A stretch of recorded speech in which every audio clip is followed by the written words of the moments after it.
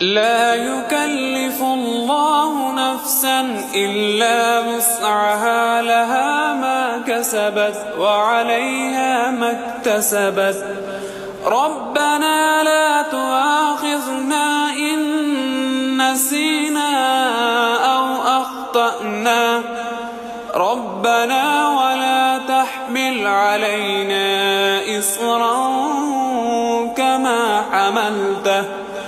كما حملته على الذين من قبلنا، ربنا ولا تحملنا ما لا طاقة لنا به، واعف عنا واغفر لنا وارحمنا، أنت مولانا فانصرنا على القوم الكافرين.